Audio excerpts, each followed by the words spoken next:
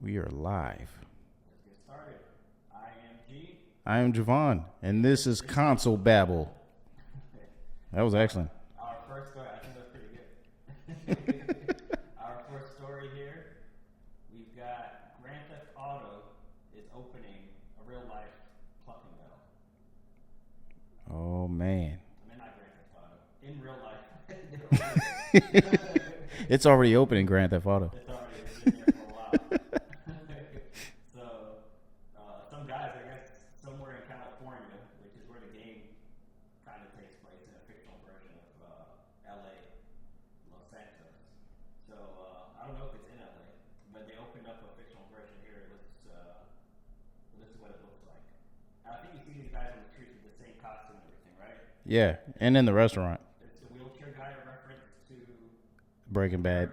That's definitely a reference to Breaking Bad. You think? I don't think so. Yeah, man. Nothing against that, by the way. Yeah. Grand Theft Auto is one of the biggest entertainment franchises out there. Yeah, we know that.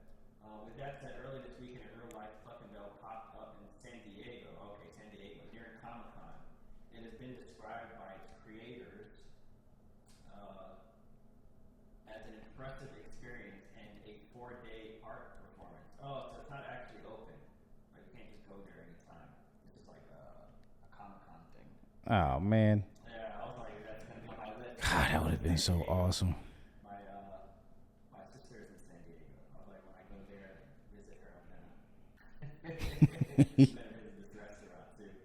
All right, let's keep on reading. 4-day art performance. Now coming to an end. The restaurant was located Midland Road, blah blah, incredibly accurate to the one from Grand Theft Auto. All right, well it's not open anymore. Let's just take a look at the photos. We got this photo here. Ever wanted to go to Cluckin Bell from GTA? Well, now you can. Now they meant like right then. Yeah. Dang, July 23rd. That wasn't even that long ago. I know, it's like you would have went. Yeah, nah, I wouldn't have done. Doodle doo, we're a huge corporation. Cock-a-doodle-doo, and we can't be stopped. All you protesters can go to hell. It's time for Cluckin Bell. From the factory farm to your plate. The chicken's life is a sorry state. The pond full of chemicals, what the hell? Oh, man. Even make my breasts swell. Filled full of hormones. Wow. That's pretty awesome. Let me see. From support your local Cluckin Bell. Proudly serving Los Santos and surrounding since 2004. No, okay. Surrounding universes. It was such a small photo, I didn't know if I was reading that right. Let me see, I'm on the wrong view here. Okay. Wow. Cluckin Bell. Alright, well, that's pretty cool. I wish I was there to eat at Cluckin Bell. But I don't think I had. Yeah, I don't know about that either. Would have loved to put their chicken up to the test against Popeyes and KFC and all those notable places. Yeah, I wonder what's on the actual menu. They got like the drink and everything else. Alright, well there isn't much more to that. There we go. Oh, there's their menu.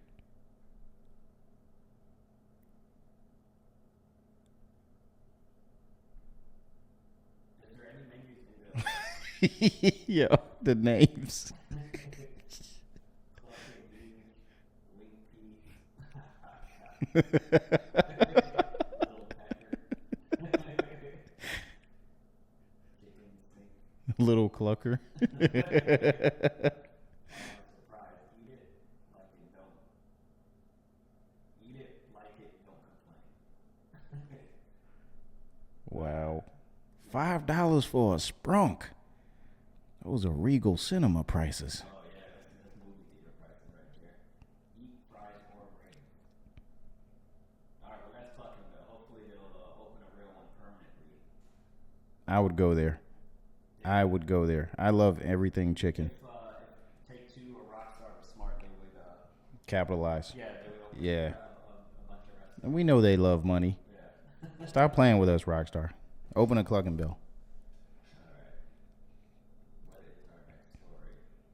Oh, yes. Bruce Straley launches Wildflower Interactive Studio. So, Bruce Straley, it says right here, the co-director, switch this, co-director of The Last of Us and multiple games within the Uncharted franchise. He's had like a really big role in at Naughty Dog. So, if you watch like the Grounded documentary from the first The Last of Us, Mm-hmm. he was in it a lot, so he had like a significant role. He's basically, it was like, what does it say here? Co-director, him and Neil Druckmann. So he's all over that documentary, so it's not like somebody insignificant. So for him to go off on his own, and then at the same time as, what's his name, Josh Scher just retired. So they're losing a lot of good people. I hope, but they got lots of talent. I'm not worried about them not making good games. I'm actually more excited about this happening because, Brings in fresh ideas. right, and Yeah. he has his own studio, because Naughty Dog doesn't make, they make like really great games, but they come out like when was the last time we had a Naughty Dog game? Was The Last of Us 2. Right. And, Something that wasn't a remaster or something like that. right, not Yeah. a rematch. I'm not counting The Last of Us Part 1 coming out. But like, it takes them so long to come out with these projects. I kind of wish they were, I want to say they wish they were more like Ubisoft, but like when they come out. Like an annual release. Right, annual release. I mean, but I don't want to sacrifice quality. Yeah. For quantity. Like, I don't mind waiting, but it's like, I wish I could get The Last of Us 2 level games while also coming out a little more frequently. So I think that's what Wildflower can do. Like, that'll, because I'm sure if you read the description here, it says, his team intends to make small-ish, creatively charged, uniquely stylized games that explore the possibilities of our medium. The studio aims to develop a small, open-hearted team of creators that want to improve their skill and still lead a good life outside of work. So it sounds like, I don't know, kind of similar to what Naughty Dog is doing, but now he has his own studio. So if Wildflower is releasing games that are up to like the quality and standard of Naughty Dog, and Naughty Dog's releasing games, then it's kind of like we're getting more games from Naughty Dog. In a way, yeah. And it depends on what they're gonna bring out, or what ideas that they have that they might be working on, because it might not necessarily be like a Naughty Dog style game. They might be doing something more along the lines of like a fantasy world, or something different. Yeah, that could be the reason he left, because if he just wanted to create more like Naughty Dog games, then he could just stay at Naughty Dog. Yeah. So the reason, the fact that he left and started his own studio could be like what you're saying, that he maybe has an itch to do something else Right. that's not in line with what Naughty Dog wants to create right now. So, but as far as like storytelling and like the level of detail and stuff like that, I hope that's consistent. I hope that carries over to Wildflower. Well, I'm curious to see how this turns out, Me too, yeah. I'm because I excited to have no idea who Bruce Straley was. yeah, I'm excited to see what happens. And I'm looking forward to whatever. Let's see their trailer. See if they have anything. Hi, I'm Bruce. I have some news I'd like to share. Hi, Bruce. In 2017, I left the industry not sure if I wanted to make games anymore. But the longer I was away, I kept thinking about this medium and everything yet to be done and everything I wanted to do still. And this idea kept following me. So I grabbed some friends and we started prototyping. And the idea started getting good. It started becoming exciting again. And I realized I need to make this game. But if I'm gonna make this game, it means I have to build a team. If I build a team, I have to build a company. And well, if we're gonna do that, then we have to do it the right way. It has to be inclusive, equitable, and collaborative, full of big-hearted people that wanna grow both professionally and personally. The culture needs to be as iterative as the way we make games. So Very colorful. we're doing it. I'm stoked to announce our new company, Wildflower Interactive. And we've got an exciting partner that supports what we're doing and is going to help us reach the broadest audience possible. We already have an amazing team that I'm humbled I get to work with every day. And we need more great people. So we're hiring. Come join us. Look, doing this is... Okay, I think this part's probably going to be mostly for the people working there. Like he's going to describe the kind of environment. Yeah, he's like doing a sales pitch. Right. So he told us what we needed to know, which is like what kind of games he's looking forward to making. But he's very vague. He had some good ideas. He got a team together. Basically sums up what this title says: launches a new interactive studio. So good luck, Bruce Straley. Looking forward to seeing what you got. Yeah, I mean, you come from a very reputable background, and I'm excited to see what you do. So, yeah. Let's see what the first trailer is. We'll be talking about it on this show as soon as your first trailer for your first game comes out. Definitely. We got your back. We're going to promote it to all what, 10 of our subscribers. They're going to see it. You're going to know about it. All right. Phil Spencer, head of Xbox, says that the game he's most excited about, they did a survey here. Whose survey was this? Was it Xbox? So Xbox did a survey. Sound off in the replies. They asked what's the first game you played, the last game you played, your favorite game you played the most, and the game you want to play next. So he said the first game he played is Pong, which Makes sense, because yeah, I think he's, I think that's a lot of older people's yeah. first game, or at least the first one they remember. I wasn't going to say he was old, but but he's old. Even older. No, I think I read some other article that said he would have been around 6 years old when Pong came out. Wow. So that's old enough that you could be playing video Yeah, I mean, I played my first game at 6. arcades. You know what my first game was? What was your first? It was on the Game Gear. I played Sonic 2 on the Game Gear, and that thing ate like 8 batteries. Oh, it wasn't efficient and slim like the Game Boy. No. Or AA batteries. That thing was like the Steam Deck Mini. Yeah, so his last game he played was Road 96, which I haven't heard of. His favorite game is Robotron. So anyway, the interesting part is when they asked him what is the game you want to play next, he said God of War Ragnarok, which is PlayStation exclusive. Uncle Phil, no.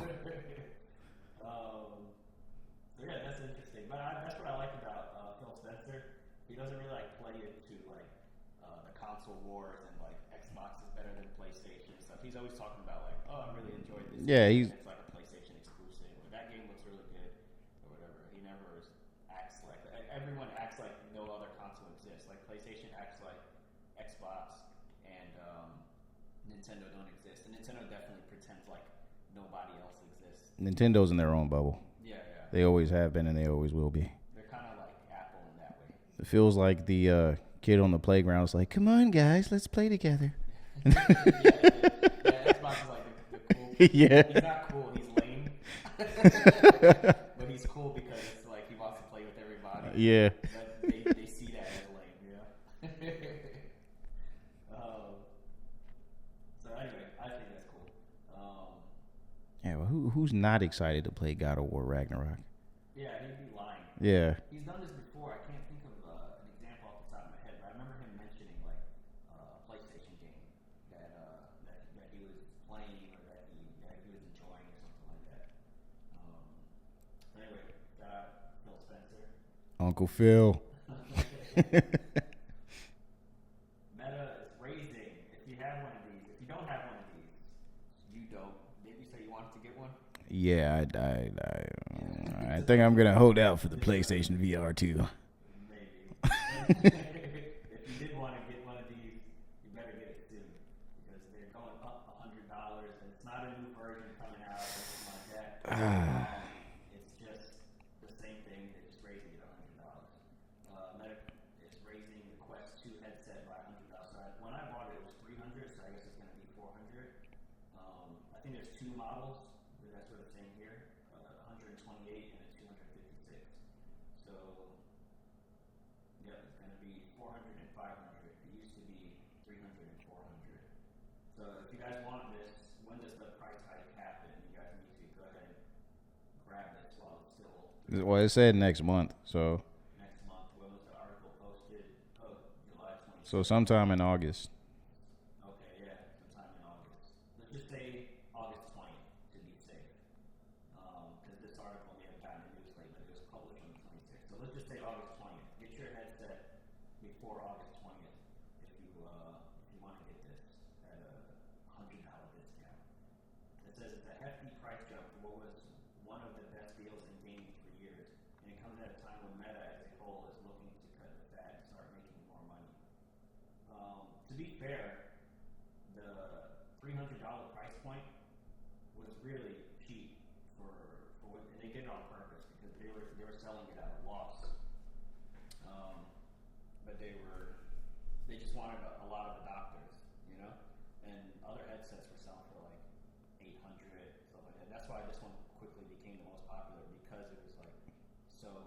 For other VR headsets? Yeah. Oh. Other VR headsets. Yeah, they undercut it by a lot. Like they were selling it at a huge loss. So even though they're hiking it up to 400, and to us we're like, oh, it's going up 100. They're still selling it at a loss. Yeah. They're still not making any profit.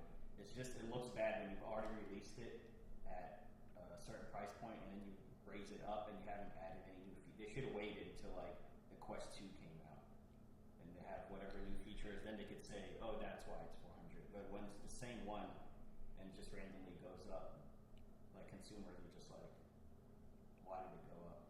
Yeah. What are the new features? I'm pretty sure that the excuse, which a lot of manufacturers for tech right now is using, is that the shortage of chips and transportation costs, all those things that are possibly driving up the prices of tech. And we see it from everything, the cell phones, the cars, and all that. So it would make sense that it would trickle into gaming, peripherals as well. Yeah. So, yeah. Go ahead and grab one while you still can. Despite whatever it may be, at the end, nobody wants to pay more. Nobody's like, oh, yeah, of course, the chip shortage. Yeah, I can understand that increase. Yeah, Why not? For Facebook, they're struggling. Let's leave it at 200. Nah, people don't care. They just want the best deal. And if you want to get one of these, go ahead and grab it now. All right. And now more Naughty Dog news. Did we mention this briefly in the last article, or the second article? That Josh, how do you say his last name? I think that's sure. Sure. Because I'm pretty sure that it's sure. Josh Sure.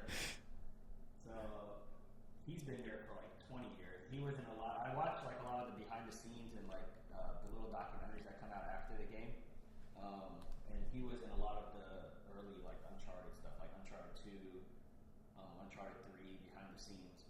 He was in a lot of it. That's where I like first seen him. So I know he's been with Uncharted for a while. He's a veteran. Yeah, for sure. 21 years. That's 2/3 of my life. That ain't nothing to sneeze at. Josh Sure, a Naughty Dog veteran, has revealed on Twitter that he's departing the studio after 21 years. Part of it, he's yet to reveal what is next in his move. When I was a kid, making video games was my hobby. Never dreamed I'd get to make them for a living, let alone at a studio like Naughty Dog. Last week, after 21 years and 10 shipped games. 10. Look at the games that he worked on. This is Jack and Daxter. Jack and Daxter 2. Uncharted, Drake's Fortune. That's the first one. You got, all of them. Yeah, 1, 2, 3, 4, and the DLC, or the spin-off. All the Jack and Daxters. And he worked on The Last of Us Part 2. Went out with a bang. Yeah. So yeah, that's a very impressive resume. At 10 ship games, I said goodbye to my friends, and what is this? I think that's a misspelling. Hobby at the kennel. Alright. Very creative there. Kennel. Use of kennel. Naughty Dog. Dogs in a kennel. I just wanted to point that out there.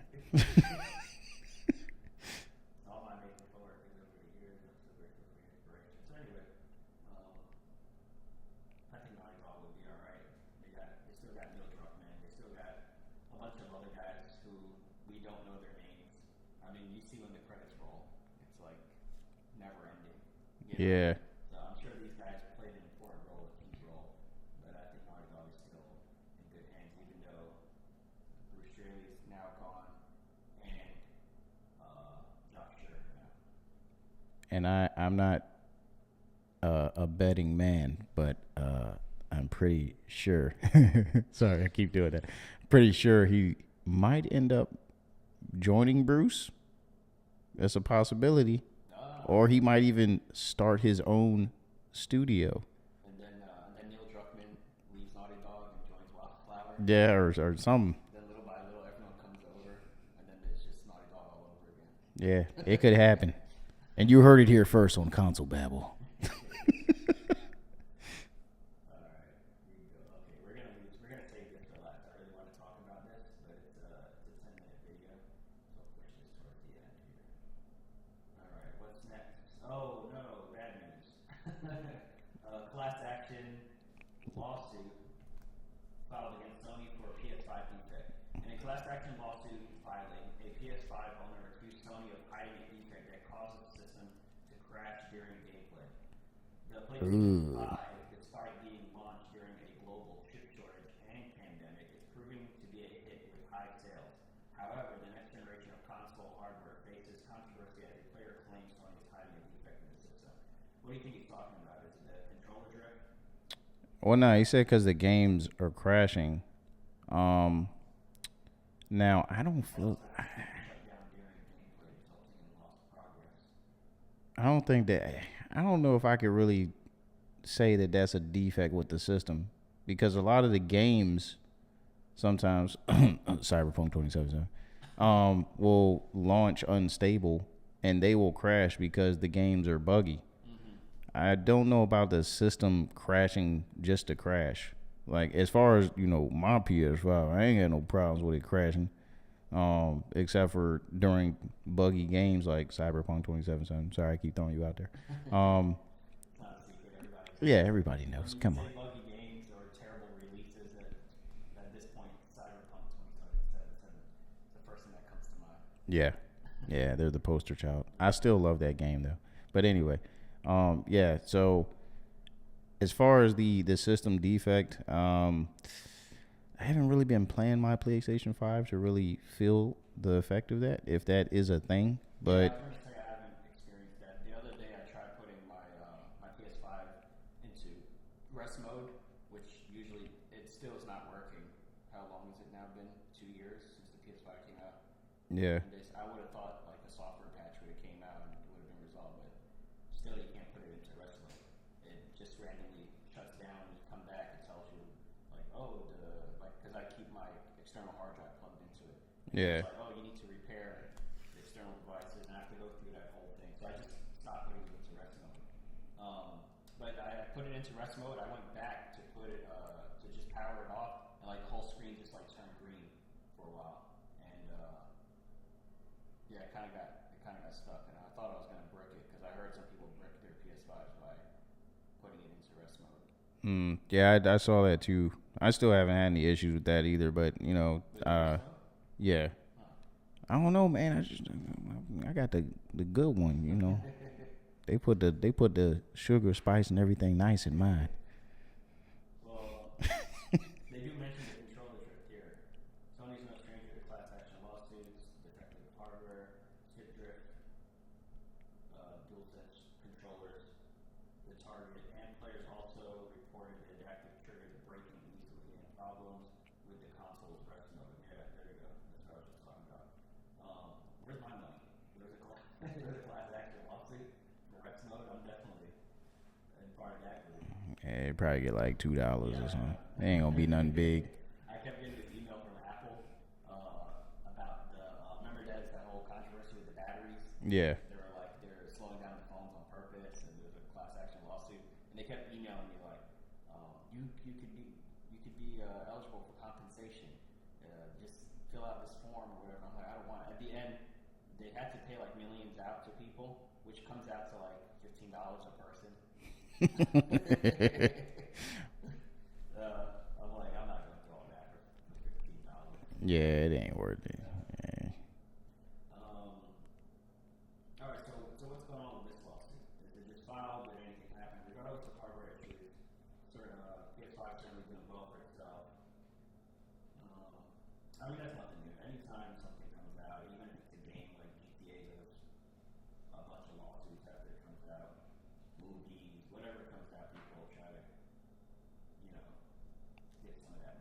Yeah, and I mean, according to the article, it's just one person that filed that suit. So, usually that stuff doesn't get a lot of traction unless it's a lot of people, especially if it's the consumer. And I feel like it's just possibly a one-off. And, because every console has their little one-off things where there's some defect. Some people experience it and some people don't. But it just depends on how many of those consoles are doing that. Yeah, and that's why there's like a whole group of people who are like, I never buy release things. I always Yeah, wait for yeah. second generation, and I always wait for, for them to work out all the bugs and stuff like that. So it's true, there is always a bunch of stuff that needs to be worked out whenever something new comes out. I mean, but overall it works mostly fine. It's not like, it doesn't break the whole experience where I regret buying one. Exactly. So, I don't know, we'll see what happens with that lawsuit. If it's a class action, does it say class action? Yeah, class action. So that means it's happening to a bunch of people. It's not like a one-off thing that happened to one guy. They have to get a whole group of people to go to court, and then they'll compensate all those people. So, let's see what happens with that. Alright, billion-dollar company, Activision Blizzard steals indie artist design for Call of Duty Vanguard. So I guess there's this indie artist. He created this image here. He's somebody who plays Call of Duty, and it ends up being in the game. Have you seen this? Have you been playing Call of Duty? I have not been on Call of Duty in a long time. Yeah, I haven't played Warzone. Kind of fell off the Warzone. I haven't been on the new expansion, Warzone Pacific. I haven't been on any of that. So Yeah, it seems like maybe they're getting a little more goofy. Like, putting Godzilla in there and Godzilla and King Kong, and now they got this thing going on. But anyway, the story is that this character is stolen. So this is the concept art that the guy had created, and then down here they're going to show some images of what's on Call of Duty. So this is what he released. This is what's going on here. Okay, hold on. Can we look at this? Without the ad, there we go. So this is what he released, and this is what comes out on Call of Duty. looks eerily similar. They didn't bother like changing anything. Doesn't look like it. They added So, some more paint on his eye. and a little bit of shadow to his fur. Yeah. I mean, that's just Come on, we know what it is, Activision. Y'all out here running out of ideas and just snatching up whatever you can find. I mean, at least pay it back, and they're gonna sell this too. They're not just giving it out. Of course. So here's what it is. The original artist claims Activision plagiarized his work to the very smallest details. The concept artist, Salem 5, posted his original artwork in ArtStation, and it's part of a collection of animals wearing military gear. In his collection, he has a wolf, a fox, a kitty, a tiger, and 2 human figures. A picture of an urban landscape, and some concept art weapons, so on and so forth. Salem 5 expects compensation. He expects to be compensated for his work. He claims he's reached out to Activision for an explanation and wishes to reach out to the media so his case can be heard. He expects the situation to be settled soon because he plays Call of Duty and wishes these kinds of things stop happening. So it sounds like he tried reaching out to them. They're just like, man, just ignore him. Like he just maybe they're like, that's just a small guy. Like, what is he gonna do? Yeah. But You ain't getting no money out of us, boy. I mean, now there's articles being written on it. Now we're covering it. In a big, reputable podcast like ours, covering the story. Console Babble. Console Battle, that's it. It's gonna be all over the place now, Activision. So they got to do something about it. Let me put this back in read mode. I don't know what's going on with this website. They only let you read the article. Blue Furry. Yeah, I mean, just you guys literally look at the title. You can tell whose side they're on. Billion-dollar company, Activision. They could have just said Activision, but they want to remind you this is a billion-dollar company. Steals indie artists. It's not like they could have just paid him like anything. He would have been happy about it. Yeah, I mean, you know, give him a little something. It could have been a lot for him, and it would have been insignificant. They could have paid him $100,000, and they would have made way more than that with the microtransactions. They don't even pay their employees that much, man. They ain't- the game makers. Yeah, they got to actually create the entire game, let alone some indie artist. Yeah, we ain't gonna get into that. We're gonna save that for. Pay him something. We're gonna save that for another time for Activision, man. So you gotta pay that man. Pay Saline 5. Is it Give him his credit, man. Come on, man. Takes me away. He was in the kitchen flouring the chicken, and then you just gonna steal all his goodies, man. Come on. Yeah, that's unfortunate. I hope Saline 5 is able to get the word out, and I hope Activision does the right thing, and he gets compensated. I mean, they're using it. It's too late. They're already using it. You have to at least just pay the guy. That's the only way to make it right at this point. Yeah. All right. All right. Let me head this off, man. I wanna talk about something, man. Hey, so Sega is releasing another Genesis Mini. Now this is gonna be the Mini 2, which apparently is releasing on October 27th, 2022, and they claim it's gonna be revisiting some greatest hits from their collection, uncovering some hidden gems, and experience brand new titles. Now, if you watch the trailer, you will see that they actually have surprises on the console that you wouldn't have experienced on your original Genesis. Sorry. Oh, it's cool. I just noticed it was a video. Go ahead. So, I don't know. I'm kind of looking forward to it. I don't actually have any of the mini consoles like the mini SNES or the mini PlayStation or anything like that. Did you get any or? No, I was kind of interested in it, like when I saw they were coming out, but I guess not interested enough to. Yeah, to go and pick one up. If I went to somebody's house, I'd be like, "Ooh, you got the mini or whatever," and I'd probably want to play it just for nostalgia. I mean, but I could just download like a simulator. Yeah, I mean, you got things these days now, like on the Switch, where you've got the Genesis collection, where you've already got like a ton of those games on the Switch, and you can play it portably.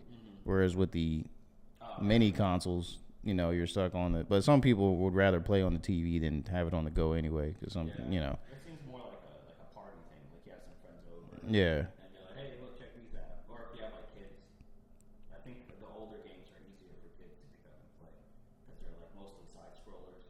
They don't have to worry about like messing with the camera angles too much. Right. And stuff. I don't know, maybe just for kids, just to have in the living room. Yeah, I mean, I would love my kids to experience what we grew up playing. You know what I'm saying, and not stuck on Fortnite all the time. Jeez, man. That's way harder. It is. It is Like good. Mega Man and Crash Bandicoot, those games are really hard. Like you have to be really precise. Yeah. Really unforgiving. Like, Yeah. You either got it or you didn't. There was no like aim assist or like invisible ledge where like you got close enough and it just makes you land. Like now if you missed it, you missed Yeah, you had to be skilled. it. But This is the 2, so they already released a mini before, right? right, and they're claiming that this one is supposed to have more games on it than the original Sega Mini that they came out with. I don't know if it was a couple years ago, something like that. But if you scroll down a little bit, you can see that they have an official site posted. They might have some of the games listed on that link. Can I just log in? Alright, everyone look away.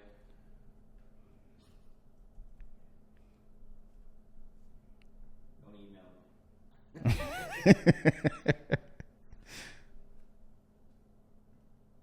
Bro, can I log in? You might not be able to, man. It's okay. We gonna get that straight on the next one. Don't worry about that. Anyway, yeah, Sega Genesis 2. Let's take a look. Sega Genesis Mini, the definitive mini console of the year. Okay, we'll see. The next evolution has arrived. Reinventing the Sega Genesis with a new compact design. Sega authentic. Genesis Mini 2. Upgraded hardware can store more games than before, including Sega CD titles. The sequels to I never hit played any titles. Sega CD. Hidden masterpieces that could only be played on the Sega Genesis.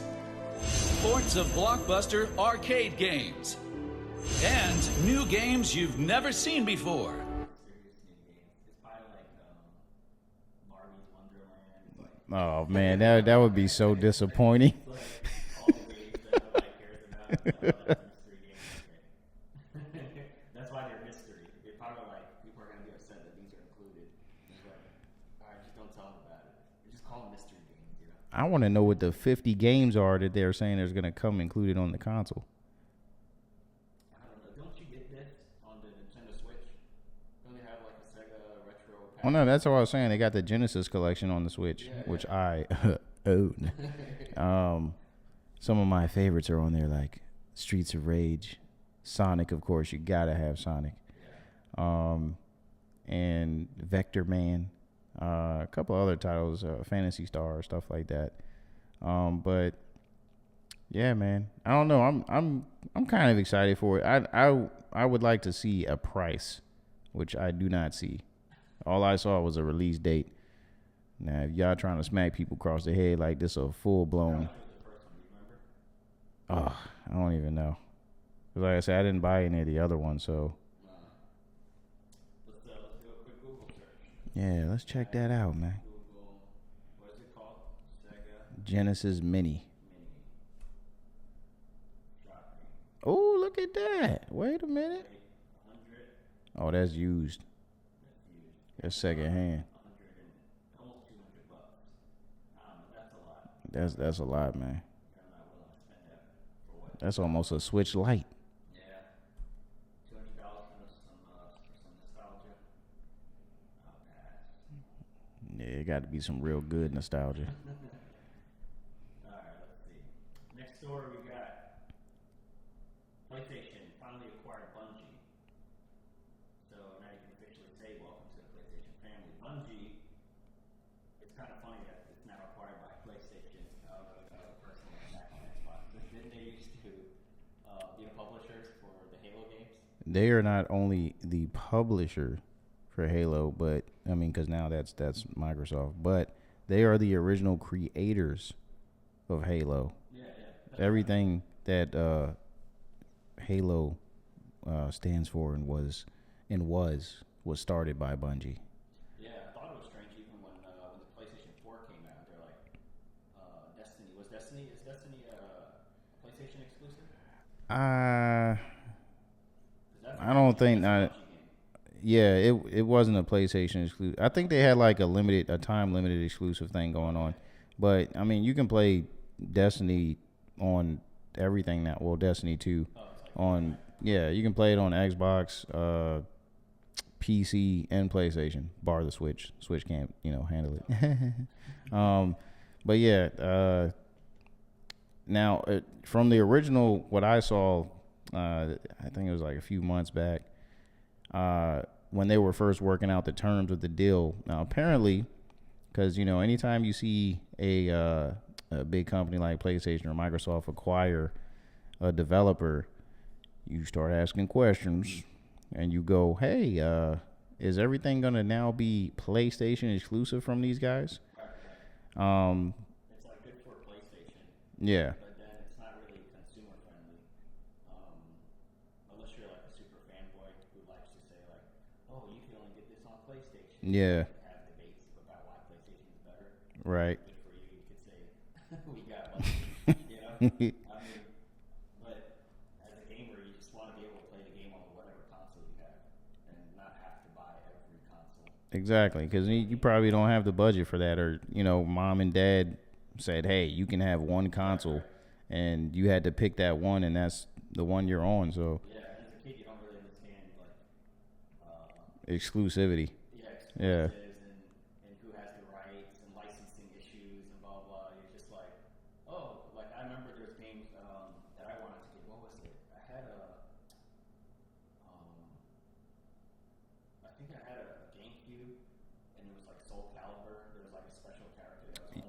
Yeah, Link. version or something like that. Well, Link was on. It was only on the GameCube. Yeah. Anyway, yeah, just there's certain games you want, and you're like, why isn't it on this console? You know, or even as an adult, when you understand it, like Spider-Man, for example, being exclusive to PlayStation 4, like it's still weird to me that a well-known character like Spider-Man Yeah, is exclusive to one console. that's because He's owned by Sony, and Sony is with that's because Microsoft decided they didn't want to mess with it. There's actually a story on that. We can dive into that on them. But okay, so basically, Marvel, when they were coming up with the concept of they want to create their gaming universe within, or their Marvel Cinematic Universe within the gaming, yeah, the MGU. They approached Microsoft about it, and Microsoft said, "Nah, we don't want to touch that." So that one decision, the MCU. yeah, You would think like, oh, they're gonna bring that to gaming. Yeah, thank you for coming to us. exactly. And that one decision is why Marvel Spider-Man, ended up on PlayStation. Xbox, that's gotta hurt. I'm sorry. You know feeling that burn. It was made by Insomniac, right? Is Insomniac exclusive to PlayStation? They are now. They are, but were they when they did the Spider-Man game? No. No. Because at the time they had the game on Xbox, which was Sunset Overdrive. Right. Exclusive. Yeah, that's when they were still free agents, so to speak. They were doing their own thing. I was gonna say because if Insomniac didn't make the game, maybe it would have just been another Spider-Man game like Activision used to make. Yeah, because Sells a couple of copies and it dies down. yeah, and I mean Activision, yeah, used to make all of the Spider-Man games. They were. Yeah, I mean, the last good one was like Spider-Man 2. I really liked Ultimate Spider-Man. Was it Ultimate Spider-Man? I can't remember. It was like cell shaded. Oh, maybe it was like Shadow. No, it wasn't that one because I ain't played that one. But I heard it was good though. The Shadow Dimension. There was a couple of good ones in there. Yeah, But none of them compared to Spider-Man PS4. that's true. And let's get back on topic. Bungie, PlayStation. So so Bungie, from what I heard from the original terms of the deal, they actually told Sony like, "Hey, we'll fold into you guys, but we don't want to be locked to you guys." So as far as their Destiny 2 game that they've already established, they basically said, "Hey, we still want to be multi-platform." So that was like a deal that they worked out beforehand. Is that just for Destiny? Is that for like every game they make from now on, they'll have the choice to be multi-platform or exclusive? I mean, because what's the point of acquiring, from PlayStation's point of view, it's like, what's the point of acquiring you, buying you, and then you're going to make games for Xbox? Yeah, I think it's more along the lines of them having a partnership with Bungie so that Sony gets exclusives to like DLC bundles or expansion content or whatever that may come out for that game. So they're getting it first on PlayStation, or PlayStation users are getting to experience the new content first over the other consoles. Yeah. But I mean, that's kind of weird because between Microsoft and Sony, they were kind of already doing that without having Bungie under their wing. So, but there was a rumor, or I don't know if it's confirmed now, but apparently Bungie's going to be making online free-to-play game for Sony. Like Destiny? Yeah, because Sony doesn't really have a exclusive free-to-play multiplayer game. What they call a live game. Yeah, a live service game. That's what I was trying to get. Thank you.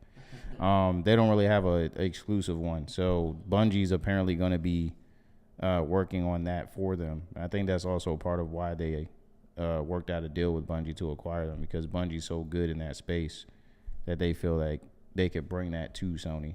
Okay. Yeah. Yeah, and I think even if they do end up selling games to Xbox, I'm sure like Sony will get a percentage of that. Yeah, of course. So they're Yeah. but they want to sell. They want to use the exclusivity to push PlayStation sales. So I think that's why they would make something exclusive versus making it multi-platform. Right. Anyway, there's money either way. Let's see, what's our next story here? PlayStation is losing 3 console exclusives to Xbox. So speaking of exclusives and PlayStation and Xbox, they're losing 3 of their exclusives. Wait. And what are those Xbox, does that mean exclusives? it's exclusive on Xbox, or does this mean they're losing it meaning it's available on? I think it's saying like it's exclusive to. They were exclusive to PlayStation. Okay. So. The pathless. Okay. Okay. That was something that was revealed in one of the PlayStation 5 State of Plays. Okay. State of Play. Beautiful game, by the way. You played it? No. That doesn't matter. No, but I watched a review of it. I remember the State of Play when this was revealed. Yeah, this looked interesting. I'll check it out. So it should be on both consoles now, right? Giant Squid. Yeah, I remember this. Yeah. It's like an evil companion or something like that. Yeah. I fully understand what the In the gameplay would be like, but it looked very interesting. The art style is very, very unique. Like you said, it's very beautiful. All right, so that's one of the exclusives. Not huge. Not like they're losing like The Last of Us. yeah, Spider-Man. and it came out in 2020. Yeah. So it came out at the launch of the PlayStation 5, basically. They have like 2.5 years of exclusivity. Let's see, what's the other one? Solar Ash. Solar Ash. Let's skip around here. This kind of has some of the art styles. Is it the same developer? I don't think it is. Heart Machine. Yeah. Very similar art style though. The indie look. So it's a bunch of indie games. You know, it's not gonna hurt them too much. And this one, I remember this came out with PlayStation Plus. Yeah, I added it to my library, but I didn't play it. It's like on the first level. I think I was just doing something else. It's one of those like puzzle games. Yeah. You have to really think. And I was trying to multitask. It's not the kind of game you can multitask. So maybe I'll give it a second shot. Anyway, that's not too big a deal. Yeah. But, you know, they gotta make a title like that so people like us can click on it. But honestly, I honestly don't mind if it's like you said, like because those games are not like heavy hitters. Right. It's good when some games lose exclusivity because then it opens up to a wider audience. Right, and games like this is not like highly anticipated. Yeah.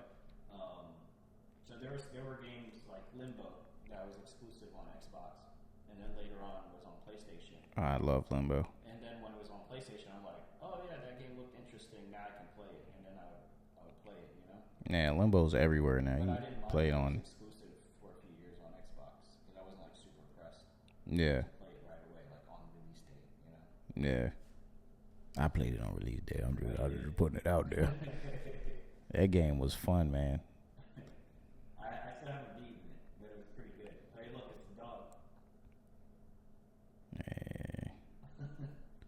Bleeding into our other topics, huh? Just can't get away from them. All right, let's see. Xbox. Uh-oh. To an Xbox Game Pass as stuff falls inside Watch Dogs 2 and more. So this is like basically the PlayStation Plus equivalent, right? This is your 3 games in a month. Yeah. Although I wouldn't say that, because that's the equivalent to PlayStation Plus on the Xbox side would be games with gold.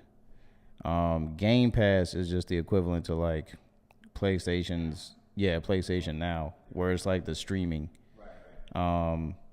But yeah, they seem to always have better titles on Game Pass than games with gold, which are the games that they just give away. Which let me see. Are you familiar with any of these games, or is this a good lineup? Well, As Dusk Falls, that's a day one exclusive. Yeah, that's it. Well, I don't know if it's exclusive, but it is day one on Game Pass. Right. Sins of the Solar Empire. Yeah, I don't know. I don't know nothing about that.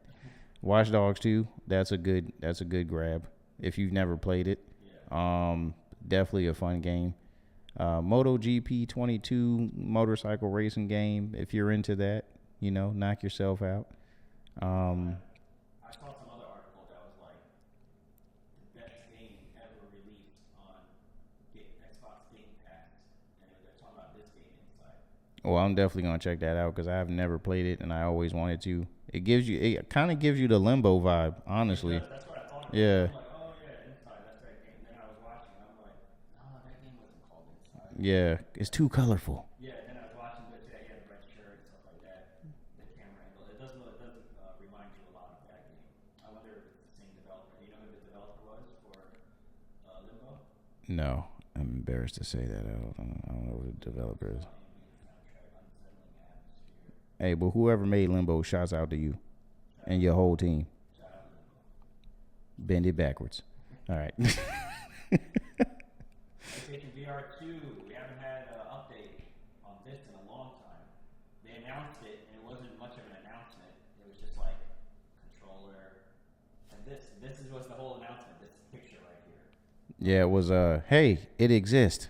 They're doing the same thing they do with the PS5, where they like trickle out. It's kind of like how you get like leaks and rumors about like some phone. Yeah. Builds hype.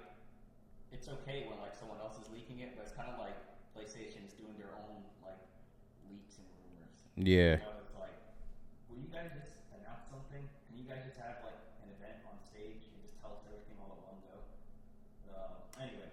That would be nice. They announced it like probably a year ago at this point, and now they're showing us this. So it's not a much, but just a little bit more, just so we don't forget about it, because I almost did.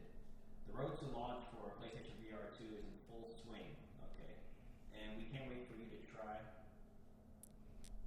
There we go. Can't wait for you to try the exciting new games and experiences you'll be able to explore with our next generation virtual reality headset. As we continue to launch, let's take a look. So basically, it's what the game will look like. So this looks like Horizon, right? This is definitely Horizon. This is what the menu. So it looks like the PlayStation menu, very similar, just different options, of course. You control the screen brightness. VR headset vibration. You can vibrate your skull. I guess if you get smacked in the head or something. Immersion. Very immersive. Set play area. So this is very similar to the Meta Quest that we were just talking about. Adjust visibility. So, alright, we have this photo. Some basic settings. Yeah. And of course you get the black and white view to see through. And as you can see from this photo here, it does have cameras on the outside of the headset. So very similar to Quest 2. If you have one of those, it's got so there's two ways you can play VR. You got the cameras on the outside pointing at you, or you have the cameras on the headset pointing out. So the original rigs that you would plug into your PC, you would have to set up a bunch of sensors around you, maybe like 4 sensors, and then it's kind of work like mocap, and then it would track where you are. Now you see a lot more of the headsets moving in the outward-facing direction. There's like a term for it. I can't think of it right now. I think they call it protrusion. No, just joking. But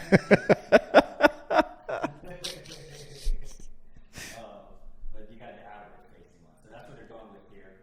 It would make you think that they could go wireless, but I see a giant wire here. I mean, that's part of the reason the Quest did it this way with the cameras, because then it allowed them to be wireless. You don't have to be like in some kind of play area with the camera pointing at you. You can move around. But the fact that they got this wire in here makes me think it's not going to be wireless. Nah, it's definitely not. Yeah, but that's not a bad thing, because with the wireless, you're trading off like power, because you have to fit everything inside the headset. Right. So the graphics, the hard drive, the RAM, everything has to go on your face. Where if it's plugged in to the PlayStation 5, then you can use the power of the PS5 to power the headset. So you can get much better graphics. it does make a huge difference. I'll just I'll pull up. Let's go to YouTube real quick. This is one game that I really noticed it on. If you type in, let's say, Quest to Plank Experience, right? You played this game, right? Yeah, it was very scary. This is the game I showed you. They're starting. So this is on the Quest. This is what you experienced.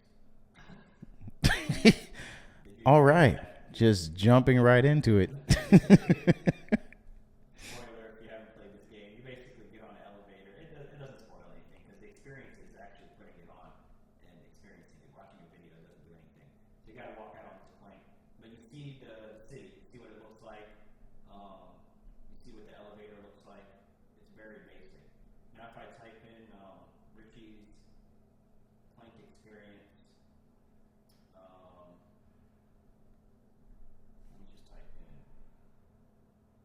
Richie's plank experience without the quest. Yeah, let's see this one. Nightmare mode. Now look at the city. I don't like where this is going. You got the graphics look? Still not incredible, but it's way more detailed than the Quest 2. And this guy's probably got plugged into his computer. You know, look, there's like a fog.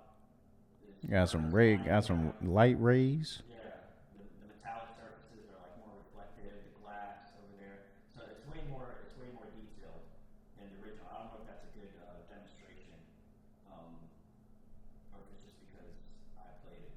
But yeah, it's definitely an advantage to having it plugged in, and also the fact that it's like that it's mobile doesn't, like, I thought I was gonna play it outside. I was like, I'm gonna take this thing into the backyard. I'm gonna take it with me to work, and when I get a break, I'm gonna go in the parking lot. It uses what is it called? Like IR scanners. Yeah. It's an infrared sensor to track the controllers, and the sunlight is infrared, so it just floods the entire area, so it can't track the controller. So basically, you can't use it in sunlight, and you can't use it in the dark either. Wow. So you have to be In a well-lit space indoors. with no children around to knock across the head with your controllers. I punched in the face yesterday by my sister. Oh, man. Playing it. I just said, like, hey, I'm on your right, be careful. She said, I know. I just want you guys to know he actually made contact with me just now. Alright.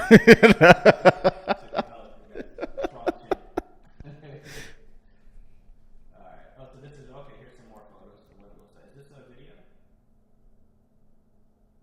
Okay. This is what creating a play space looks like. Not sure what That's very detailed. It's like scanning the whole. That's creepy, man. creating like a map automatically, because with the Quest you have to map it out yourself. Customized play area. With the Quest. Well, we should touch on those features that they're listing in these little topic areas. Because I like that. Did you ever use the original PlayStation VR? No, I've never used it. Yeah, me either. So I don't really know How it compares. what the like. I mean, they're listing these features, so they must be new compared to the first one. Right. Well, the see-through is definitely new. This first one didn't have cameras on it, so I know that. Yeah. So you have see-through mode, like we said, we just explained that. It lets you see through. And X-ray vision.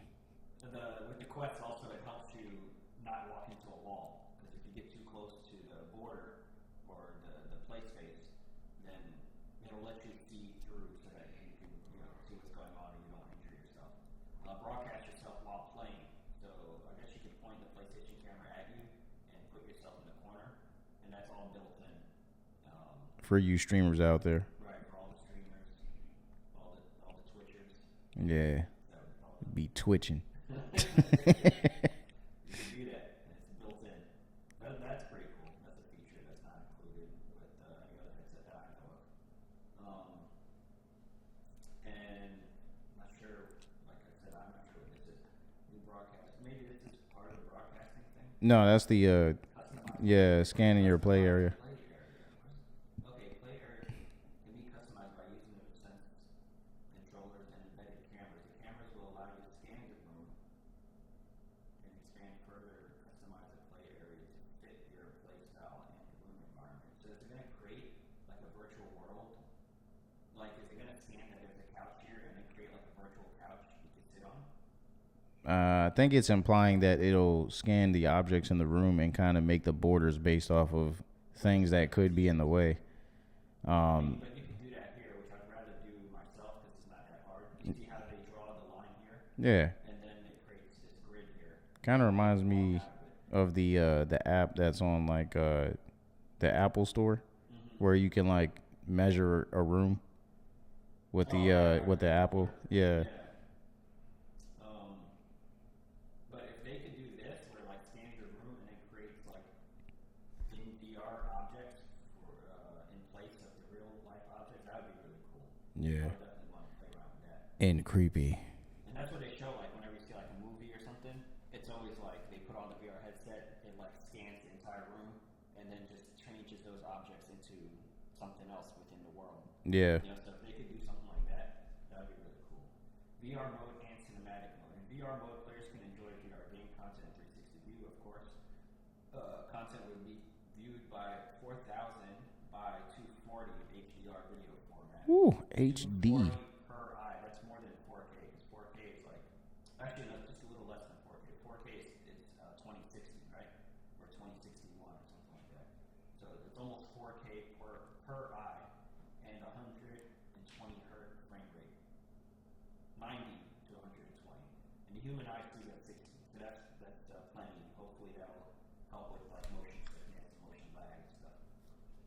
Cinematic mode, players can view the PS5 system, UI, and all the Non-VR game and media content on a virtual cinema screen. Okay. Oh, so you basically will be sitting inside, like, in the world they'll be at the giant, Yeah. like, movie theater screen. And that'll be displayed in 1080. Right.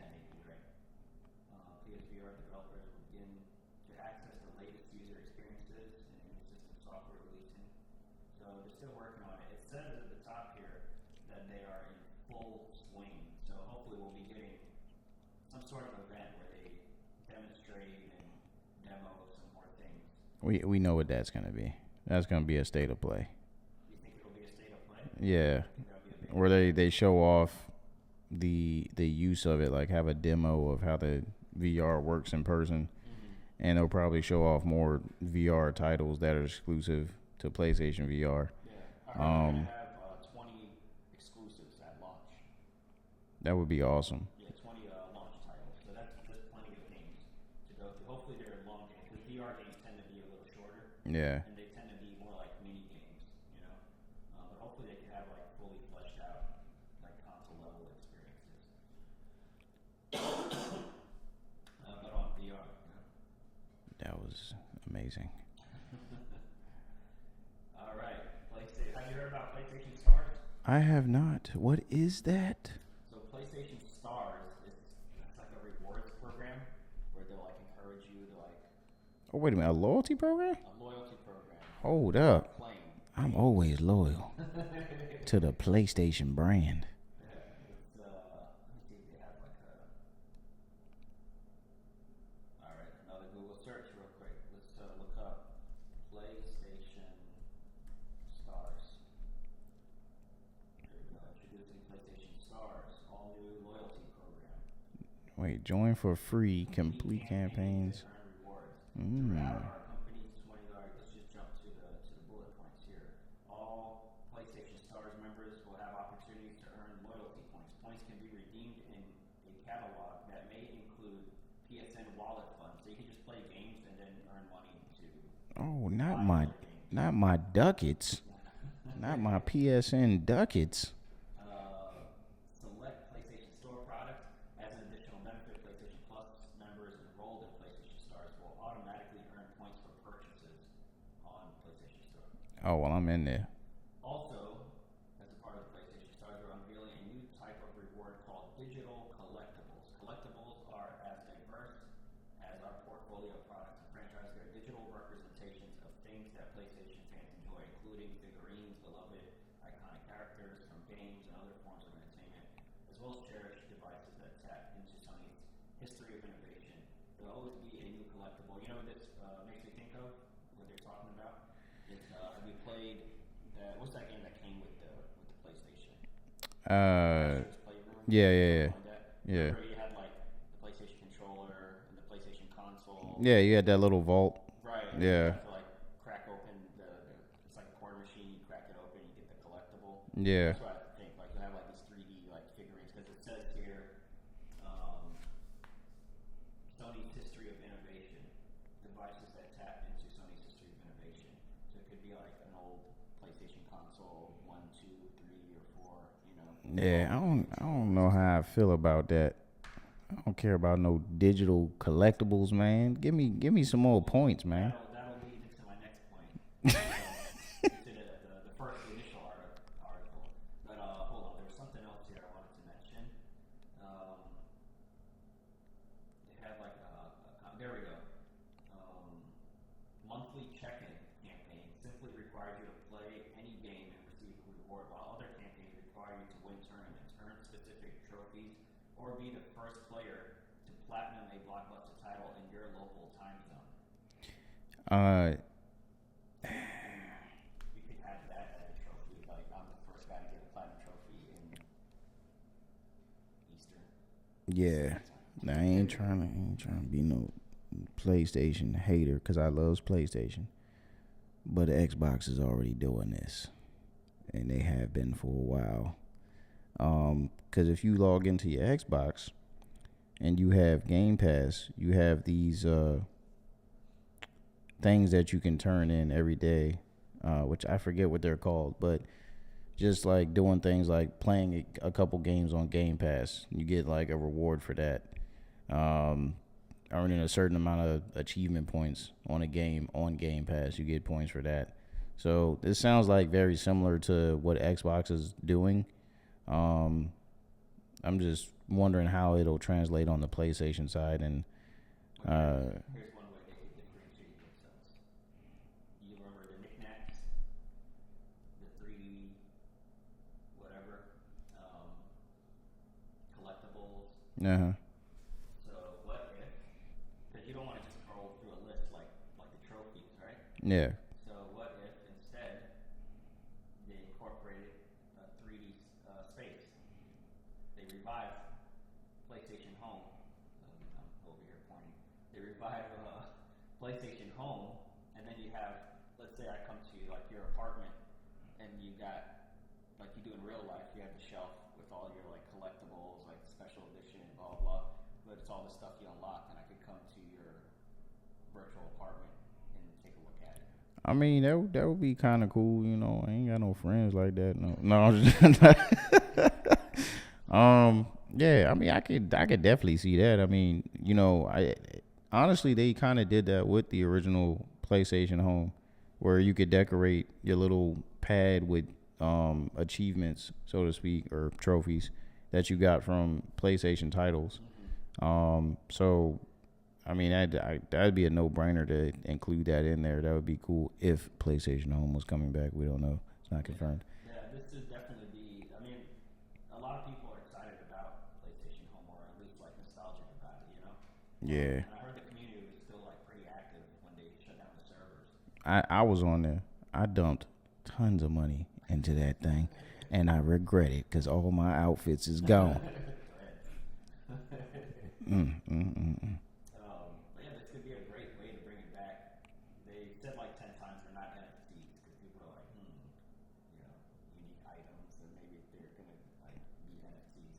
So it said, Yeah. no, these aren't NFTs. They can be traded for money. Instead, they exist solely to fuel fan excitement. Let me switch to this angle. Only to fuel fan excitement. It seems to be tied to a PlayStation user's profile based on certain things they do. So anyway, they're not NFTs. But yeah, I think this would be a great way to like reintroduce PlayStation Home. Oh man. It's always sad to see like old stuff, because now I'm looking at this and I'm like, that's kind of cringe. I don't like the way that looks. But you know, when it first releases, You're like, man, this is innovative. This looks amazing. When they announced like the PlayStation and they said it was gonna come with PlayStation Home, I was just like, oh, that's like free, and I could just like roam around, Yeah. chat with people, and like. Yeah. And they had like little arcade thing in there. You could go bowling and shoot pool. I remember even when they had like when they had E3, like you could Watch the watch E3 event. E3, and they had like you could go A theater. and watch like all the. They basically had like a venue, like Yeah. created in a digital space, and you can go and like watch the game trailers and stuff like that. It would be even cooler now. You know how if you're at E3, you can like play the games, like you get a chance to go get like hands on for 15 minutes. Or whatever. Yeah. If they could like recreate like an E3 type space, and then you can go and play the game. That would be Like, awesome. There, like there's a temporary like 15-minute where you have to play like within PlayStation Home. That would be really cool. Yeah. And it'd be great for like COVID or whatever new disease is going around. Which, I mean, they could do that because they're kind of already implementing that if you're like a PlayStation premium member or a PlayStation, what is it, extra? With the game trials. So they could implement those game trials. Yeah. Especially if it's a PlayStation exclusive. Yeah. Maybe they can't do it for Xbox or whatever. Yeah, because all they got to do is strong arm the developer and just be like, hey, man, you on my platform and my fans need this, okay? So you going to put this demo out there and they going to get a little taste, okay? Or we going to have to get rid of you. I'm sorry. That's yeah. So, yeah, I think that would be a really cool way to bring back PlayStation Home. All right, our next story here, we got Fallout. Remember we talked about how there's going to be a Fallout TV show? I think it was on Prime. Yeah, Amazon Prime. So someone came across the set. It's kind of funny, the tweet. It said, I drove past the old ShopRite. I think that's the name of their grocery store, ShopRite, on Highlands today. At the light, thought, damn, that went down real fast. Turns out they're filming the Fallout TV series there, and it's been purposefully decayed, unlike every other strip mall on Staten Island, which has been accidentally decayed. So this is what the Staten Island, the dump. why you want to let me get a better look at this photo here? Let's do the good old. Is it because you're in the read mode? No, am I in read mode? Yeah. Oh yeah, look at the car. Man, We got the old. the old yellow steelies. Yeah, this is definitely on theme. I didn't even know they was making a Fallout show. I mean, we were on the last episode. We were talking about all the PlayStation shows that are coming and the movies. Fallout? Yeah, we mentioned Fallout. I don't remember that, man.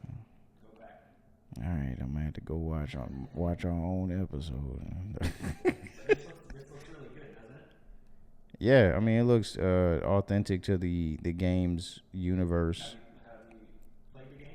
Of course. Which one did you play? 4 and 3. I did not play New Vegas. My dad did. He was a huge fan of Fallout New Vegas. Okay. Yeah. Yeah, I remember somebody at GameStop recommended it to me, and I didn't really understand RPGs. I kept running into the areas that I wasn't supposed to be at yet. Getting creamed. Yeah, and I was like, what's going on here? And I wasn't clear where I was supposed to go. Which I guess some people. Open world, baby. Open world RPG. I was just confused. I ended up moving on to some other more linear game, like Uncharted 2 or something. But yeah, that's how it's. If you guys are excited about the show, it looks like it's coming along really, really great. I did dabble in the game a little bit, so I understand that it's like, it takes place in like the 1950s, except it was actually Nuclear fallout. right. Everywhere. And there's like giant insects and all this. So, yeah, I'd be interested to see the show. And the set photos look really good. I'm always looking for something new to watch and binge. So I'll check it out whenever it comes out. But dang, I'm gonna have to become a Prime member again. I ain't even got that membership. Okay, well, I'm piggybacking off you. Amazon, you did not hear that, okay? He's not sharing his subscription with me. Okay. All right. New study. This will be our second to last story, and then we'll get into the Naughty Dog reveal. Oh, good, because what y'all don't need to know about my personal life. Georgia State University. All right, so it's official. This ain't from like I don't know, some of these other websites. It's Georgia State University. Video game players show enhanced brain activity, decision-making skills. And, let's see what the study found exactly. Frequent players of video games show superior. I didn't say that. They said it. Superior sensory motor decision-making skills and enhanced activity in key regions of the brain as compared to non-players, according to a recent study at Georgia State University. Okay, the author used functional magnetic and retina fMRI in the study, said that the findings suggest that video games could be a useful tool for training and perceptual decision making. Not good for helping you read, apparently. Shoot. Whatever. I learned how to read off video games. Unless you play Nintendo games, then you're a strong reader. Yeah. Video games are played by the overwhelming majority of our youth, more than 3 hours every day, every week, 3 hours a week. Nah, that number's way too low. It's super low. That's way too low. More than, yeah, definitely way more than. How about 6 hours a day? It's not more than that. Yeah.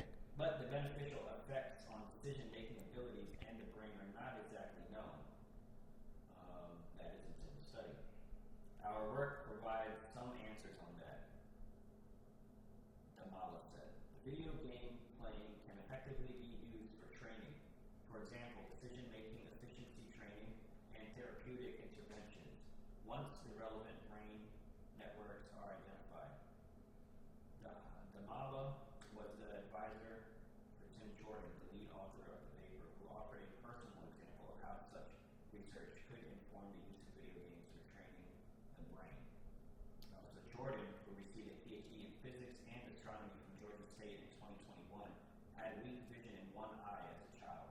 As part of a research study, when he was about 5, he was asked to cover his good eye and play video games as a way to strengthen the vision in the weak one. Jordan credits video game training with helping him go from legally blind in one eye to building strong capacity for visual processing, allowing him to eventually play lacrosse and paintball. He is now a postdoctoral researcher at UCLA. I mean that's pretty amazing. They said he was legally blind, so it's not like it was just like slightly weaker in one eye. I mean, he was legally blind in one eye, and through training, they had to cover his good eye and play video games with his bad eye, and it strengthened it enough that I don't know if it matched his other eye, but it says he was able to carry on and play sports and do things normally. That ain't never worked for me.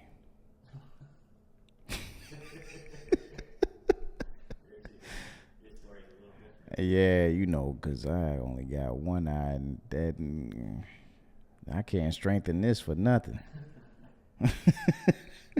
But I do feel like it did strengthen the one eye that I do have, because I am constantly told that my vision is ridiculously good for having one eye. So maybe that helped.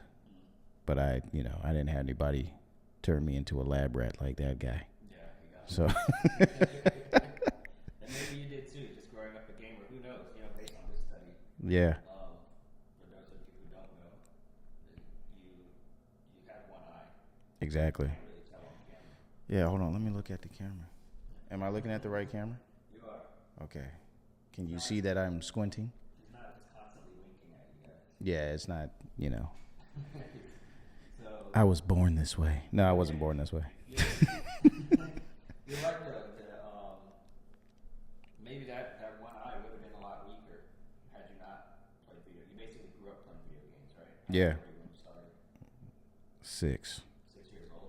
Yeah. How old he was when he started? It said like 5 or 6. Yeah, 5. Yeah. 5. Yeah. So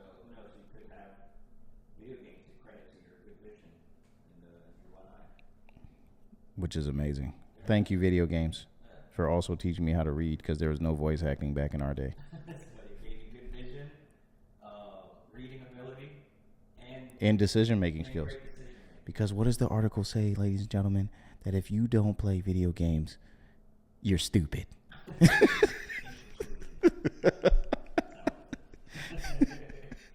They said it, not me. No. So here is the conclusion. It says these results indicate that video game playing potentially enhance several of the sub-processes for sensation, perception, and mapping to action to improve decision-making skills. The author wrote, these findings begin to illuminate how video game playing alters the brain in order to improve task performance in their potential implications for increasing task-specific activity. The study also notes there were no trade-off between speed and accuracy for response. Video game players were better on both measures. This lack of speed-accuracy trade-off would indicate video game playing as a good candidate for cognitive training as it pertains to decision-making. You- But they said specifically here, the word that they used was, hold on. Sensory motor decision making. You know what that sounds like to me? Sounds like a fancy way of saying muscle memory. But I think it's decision making, not just like, should we eat this or should we eat that? But it's like a decision making that involves movement, like driving, for example. So as you're driving, you're making a bunch of decisions. You're checking your mirrors. Should I switch lanes? Is this guy slowing down? Should I hit my brakes? Should I go around him? Like you have to make a decision, and then you have to act on that decision. So you're doing two things. You're making a decision and then acting on it, and you can do that quickly. And if you think about it, that's all video games is. Like you Yeah. decide what button you need to press, and the quicker you can make that decision and press that button, the better you are at video games. Muscle memory. If you do something over and over again, repetition, it becomes memory, and your muscles instinctively do these things. Exactly. And so to me, to make it more concise and to sum it up, basically they're saying that video games help to create muscle memory through enhanced brain activity, because of your constantly, for instance, you're playing a game that you're constantly having to do these complicated motions. Well, if you play that game over and over again, you develop that muscle memory to, tackle those puzzles or platforming sections that were in the beginning challenging to you. But once you get used to it and you get better at it, you develop that muscle memory. Then, you become better, evolved, stronger, or whatever. Thank you. I'm here all week. Let's go ahead and get into our last story. Oh, man, I've been waiting on this. I'm so excited. We did not listen to this one. We did not watch this. We didn't watch it. Where we waited for the podcast so we could watch it with you guys. So let's go ahead. This will be our last segment, and then we're wrapping it up for tonight. So let's take a look at this. You may have already seen this. It's been out for, when did this thing publish? It's been out for a few days. 21st. The 21st. What is it now? The 31st. So it's been 10 days. It's been out for a while. But you still may have not seen it. And we didn't watch it on purpose so we could save it for you guys. There will be commentary from us, by the way. If you just want to watch the video, go watch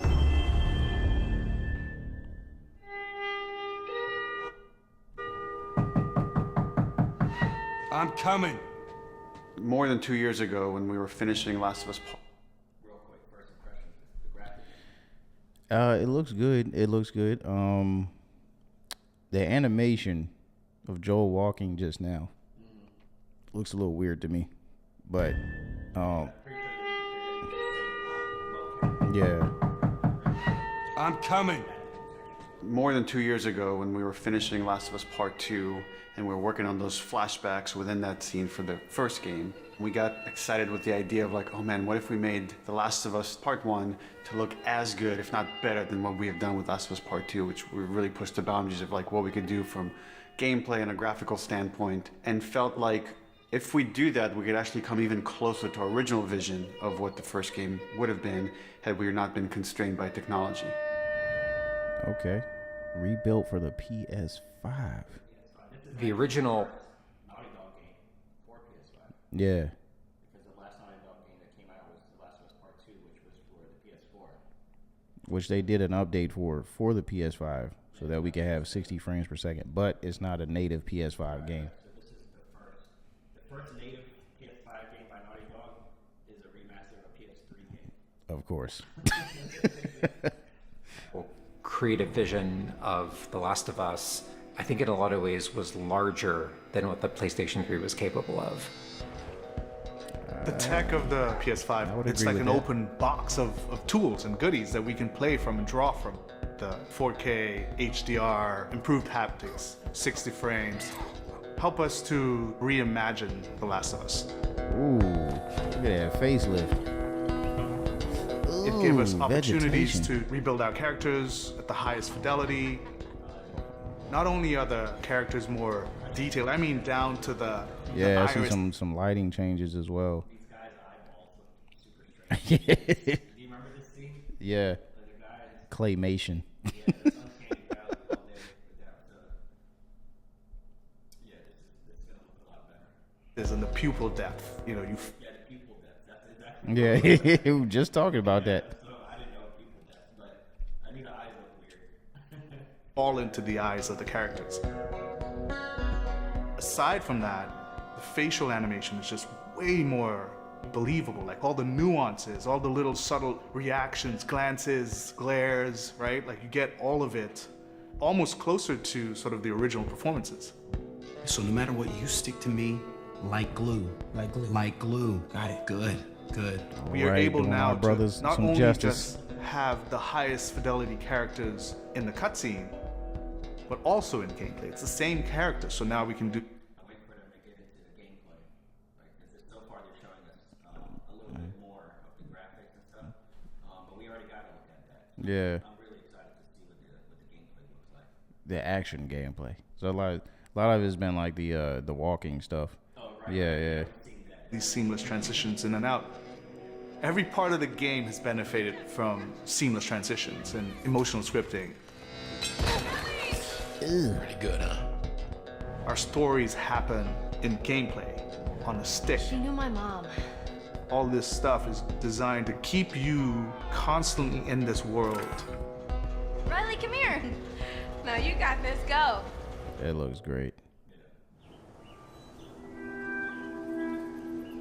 One of the things that the PlayStation 5 is really enabling is that we're able to have a density of physics objects in a scene that we could never do before. Like this has always been the dream, is to have this number of bumpables, chippables, breakables, destructible objects in a scene.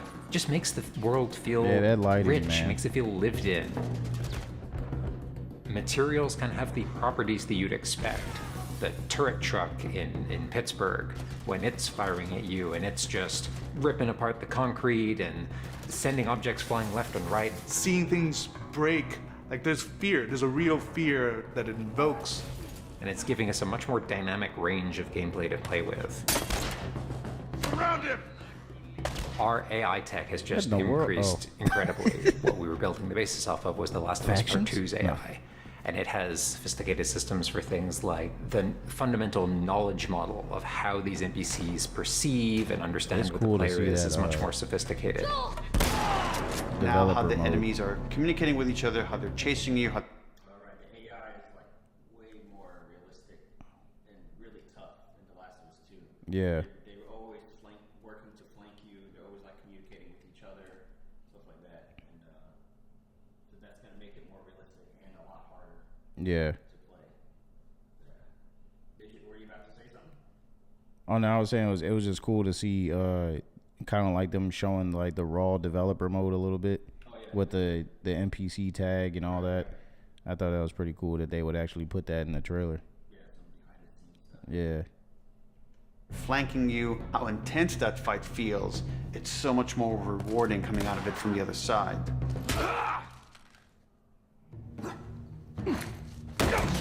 Get out! That jumping looks like the same stiff jumping from Yeah. The cued.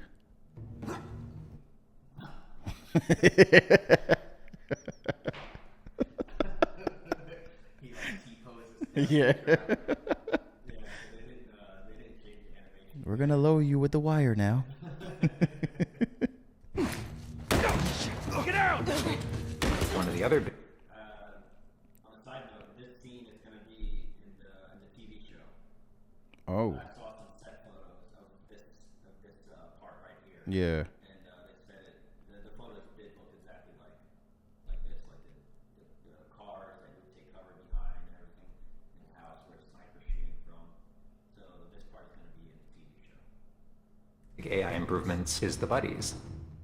The buddies technology that we developed for The Last of Us Part 2 has this very sophisticated understanding of like, okay, this is where the enemies can see their exposure. We not only have exposure, we have future exposure. So buddies can know, okay, that enemy is walking forward and they're about to round this corner. So in 3 seconds, that corner is going to be exposed. So I'd better move now to avoid this enemy seeing me. This really lets the buddies make very complex decisions and Wow. Yeah. Or anybody else. You just like dart out in front of the enemies and you're like, ah! Yeah. And then you realize, oh, in order to like not make the game super hard on you, they always ignore your Yeah. But then it breaks the immersion when they like run across where they are and the guy just ignores them, you know? Yeah, I would constantly. Oh, a lot, especially with Ellie. I'd be like, dude, what are you doing? And I would always freak out, like even after I knew, like, but every time you first see, like, oh no. Like it's somebody playing player 2 and just trolling in the game.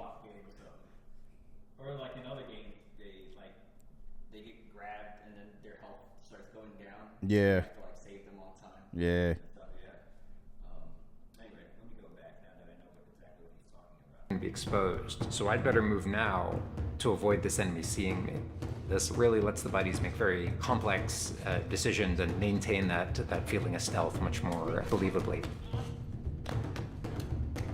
Another big enhancement to the gameplay is that we have this technology called motion matching. Motion matching is this technology that's basically using logic that tries to match the desired movement to a bucket of hundreds of animations. A mocapped actor has gone in and run this whole gauntlet of movements to get a really full set of all the different ways a person can move. And then it's basically every frame trying to find the best matching animation that fits the path of where the character is going to go. And this motion model just gives this really seamless sense of transition. The player's movement is just a lot cleaner. It's this really smooth, organic movement through the space. First, we just had to build that core experience. And then beyond that, we wanted to add several features. That's one of the things that really stood out to me when they played The Last of Us 2 is like how fluid the movements were. Like that gameplay trailer they showed where Ellie was like running from the scars. Yeah. And she like grabs a bottle, like throws it at the guy's face, like runs up to him, stabs him, like turns, uses him as a meat shield, and then like throws him, runs into like the store, and they all come in like looking for her. Yeah. Like, that whole sequence was just so smooth. Like how she would run, dive, go prone, like get up, run, jump, like grab the bottle as she's running. Like how all those animations like played out so fluidly. I'm like, dang, is this live gameplay or is this all like a cutscene? Yes, it was just that game just set a huge bar. It's still honestly still a high bar for games that come after it. I'm really curious how else this is going to translate into this game, being that it's rebuilt again. But so far it's looking pretty interesting. Yeah, I'm really excited for this. That fans have been asking for. For example, we now have a permadeath mode. Permadeath? Along that, we've added a brand new speedrun mode, so players can time themselves. There's a whole community of gamers that just want to see how fast they can play through this game. Beyond that, we added a bunch more of unlockables. So there's all these different outfits for Ellie and Joel that people can unlock. A model viewer mode so people could really appreciate the details. We added award-winning accessibility features. Every single accessibility option Just that like we The offer, Last of Us 2. that's a barrier removed for someone. As she surveys the apartment, her eyes wander to Joel. She steps past the couch. He wears the wristwatch Sarah gifted him, which now has a cracked face. To my knowledge, this is the first... What is that for? Like the narrating is usually for blind people. But how do you play a game if you're blind, even with the narration? Or is that supposed to be if someone's watching you play the game? I guess it's like live captioning the scene or something. Right, but I'm saying that feature is usually for blind people. Like if you're watching a movie, Yeah. they'll describe what's going on. Or like I see it a lot in, for some reason, in Law and Order. If you ever watch Law and Order, Yeah. there's always like someone narrating like what's happening. But like I said, that's usually a feature for blind people. So it's describing to them what's happening. But if you're blind, how are you playing a video game? I don't know. That's something I'll have to look into more. That's what's that guy. There's a blind YouTuber. He always answers questions about like how blind people do stuff. Yeah. I wonder if he plays video games. I'd like for him to answer it. What's the guy's name? I gotta shout him out. He has a really interesting YouTube channel. I bet you if you just go to YouTube and type in like how do blind people do anything, he'll pop up. How do blind people see? How do blind people fill a glass? There it is. Tommy Edison, the Tommy Edison experience. That's what it is. He's really funny guy. And he just answers a bunch of questions about what it's like being blind. Like stuff you wouldn't even think about. Like when did you realize that other people could see? Because like you're just born blind. Like for a while you just assume everyone had the same experience as you. Then at some point you realize everyone else can see, except for you. Yeah. Anyway, got on a side tangent. Shout out to Tommy Edison Experience. You guys check that channel out. You can spend a few days on that one. It's a lot of good content. Back to this. So yeah, I wonder what this feature is for. Is it? I would imagine it's for someone sitting with you watching the game. I think they might have briefly mentioned it before it started, going into it. Or maybe it's for like legally blind. Like this mode maybe helps people who can barely see. This guy's blue, and these are red. Yeah. Let's just listen to it one more time. Details. We added award-winning accessibility features. Every single accessibility option that we offer, that's a barrier removed for someone. As she surveys the apartment, her eyes wander to Joel. She steps past the couch. He wears the wristwatch Sarah gifted him, which now has a cracked face. To my knowledge, this is the first PlayStation game that has audio description built into the game, built into the cinematics. Now it's nighttime. Joel stirs in his sleep. And that's really the way we've tried to push the frontier of accessibility on this game.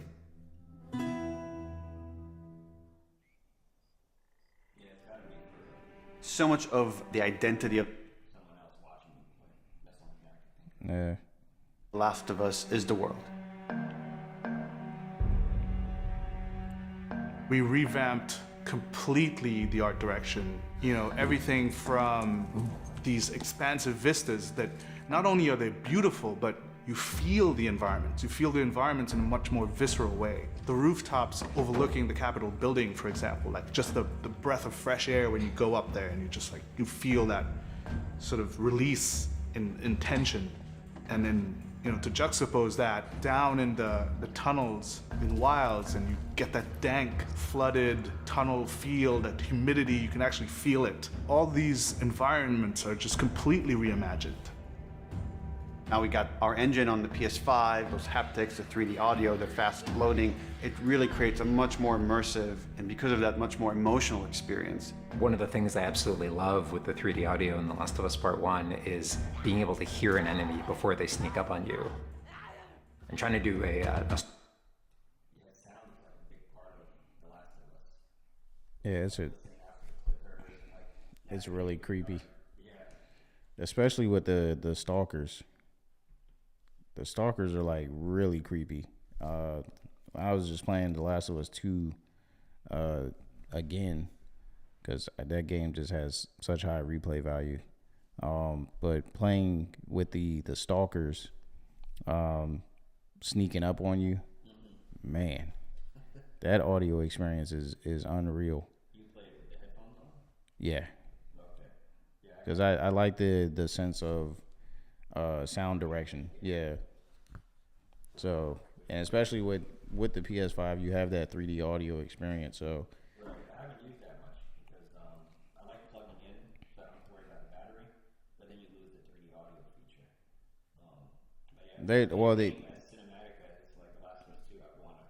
You can still get the 3D audio simulated through the cord. Now it's the same degree. Yeah, but it's still there though. Yeah, I already talked. Don't be trying to don't be trying to downplay the cord, baby. No, I've already turned that toggle on for the 3D audio. Yeah. With the wire. But yeah, so they're saying they've enhanced it even more now with The Last of Us Part 1. So the audio is going to be a big part of that. So let's continue. stalker fight with the 3D audio is just so much fun. You're hearing them skitter around in a different room and you're hearing them trying to get it behind you.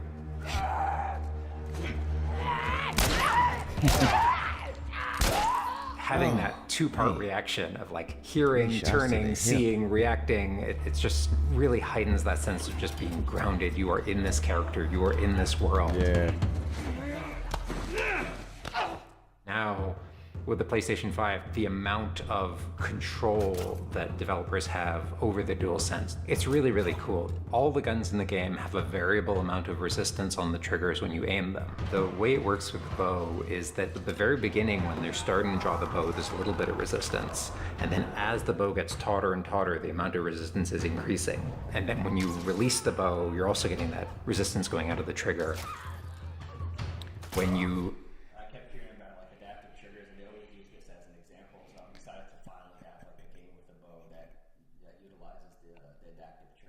Yeah, I'm kind of a little disappointed that they didn't like kind of throw that into the Last of Us 2. Right, I expected them to do yeah. that too. I was like, oh, can't wait for the update, and they're gonna add adaptive triggers. But yeah, all we got was 60 frames per second, and then don't get me wrong, I love that fluid gameplay because it feels even more crisp. But yeah, I was really looking forward to the DualSense features, and yeah, but oh well, we get to experience it with The Last of Us Part 1, so.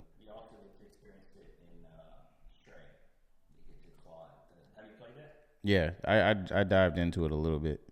You could claw the carpet, and you could feel it on the triggers. That's one game where you get to experience the adaptive trigger, or when you scratch like a tree. Yeah.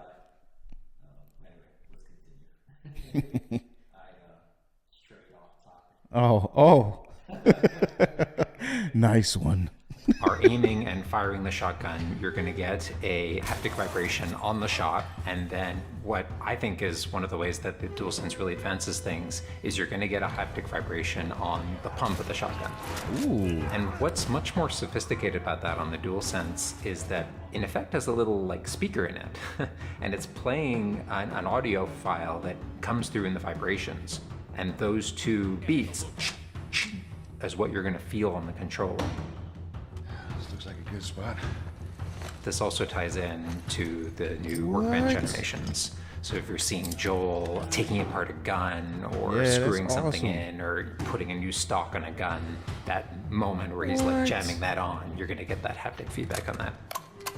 We have, haptics all across the board, for all the moments you kind of expect for clambering, jumping, landing, meleeing, getting meleeed, like all those kind of high intensity moments we have represented in the haptics. Ooh, not the glass. What I personally absolutely adore is the way we can enhance the really like quiet, subtle moments of gameplay. So it's like when Joel goes in to pet the giraffe, getting that little light touch on the haptics as he's petting the giraffe. To me, that's the essence of The Last of Us. It's the high tension moments, it's the low tension moments, it's all of it feeling grounded. It's you're feeling immersed in this world. It's all about bringing you along with that story in as many ways as we can, and that's what the new technology on the PlayStation 5 is allowing.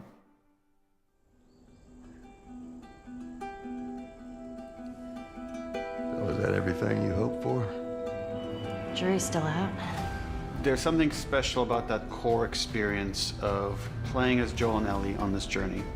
Then to take that experience and really honor it and keep the authenticity of it. Backstabber. Honor it and keep... Oh yeah, he did. Yeah, see, he's making a lot of changes and cut his hair off and... Oh man. The authenticity of it. But elevated in every way possible, whether it's pipeline, whether it's art direction, whether it's a technology, everything that allows us to make that experience better. Not different, extremely better. That's why, to me, this is the definitive way to play The Last of Us. I'm definitively buying. Bet your bottom dollar on that one.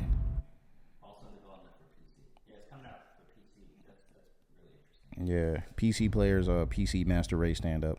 I don't have a PC, but I know they will be very excited about that. I'm not sure if I don't think The Last of Us, as far as vanilla The Last of Us or The Last of Us Remastered are on PC. I don't think they are.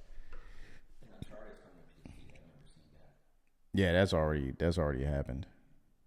Or has it? What are your thoughts then? Psst. My thoughts are, who cares about going prone? What is all this drama about the prone? Anyway, I'm liking what I'm seeing, honestly. I like the workbench is a surprise. I did not think that they were putting that in there. Yeah, that's like straight out of The Last of Us 2. Yeah. And I've seen like YouTube videos of just like people spending time at the workbench. Like the whole video is just like the workbench. Yeah. You know? And they're just like polishing the gun, changing things out. It's just immersive, and I just like an ASMR video. Yeah, and it just makes you feel more intimate with your clicker killing weapons. I just like the feeling that you get when you're at the workbench. Like, oh man, I feel like I'm really there customizing it, and it's really cool. And Almost every game, like Call of Duty, no matter what it is, if there's like, they have a lot of like gun customization. Yeah. Like you could add a silencer, you could add something to stop the recoil, you could add an extended magazine and stuff. But I'm sure there's other games that have done it, but I just can't think of any that have done it as well as The Last of Us. Where you actually see them like swapping out parts, like screwing in things, like taking yeah. off, and like maybe Red Dead Redemption 2, but you mostly just see him polishing. Yeah. The guns. I don't know about attachments and stuff. Yeah, I don't know about but yeah, I mean, besides that, the different features with the graphics, the lighting is beautiful on it. From what I'm seeing, that's a big update. Man, I feel like I just have to get it in my hands to really put a like my full definitive opinion on it, but I definitely like the other features too that you were talking about with the DualSense. I'm very curious to see how that's gonna translate into the controller with all the different weapons, not just the bow and the shotgun, but just from the pistol to even the melee weapons, like how that's gonna feel with the haptic feedback. So yeah, one thing I was waiting for them to touch on, they didn't talk about was factions. I wonder if they remastered that as well. I doubt it. I just We need something, or they just like, we're not remastering that. When they remastered the Uncharted games, they also didn't do the multiplayer. Yeah, they weren't concerned about the multiplayer. Yeah. I really wish they. I was just playing factions recently on the PS5, playing the Last of Us Remastered. Oh man. Playing that. When's the last time you played it? You know, when we played. And I don't even remember when that was.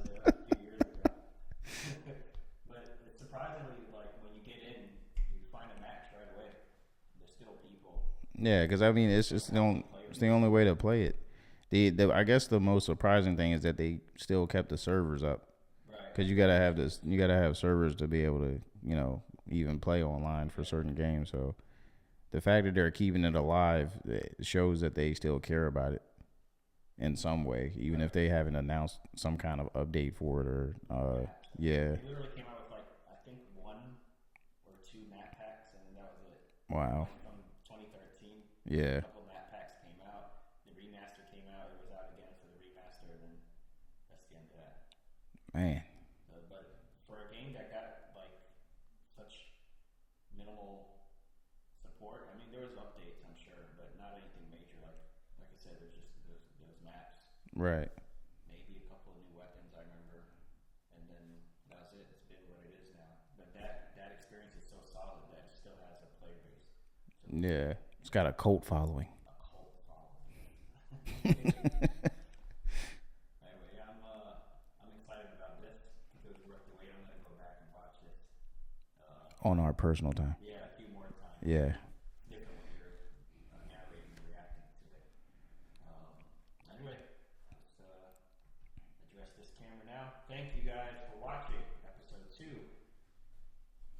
I am T. I am Javon, and this is Console Babble.